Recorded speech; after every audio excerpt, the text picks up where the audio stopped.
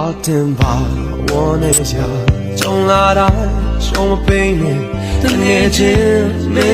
有么变些色花。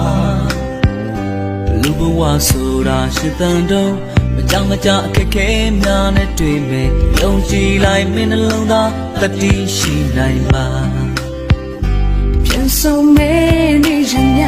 那就该一段他将你，如果把你那个追拉不。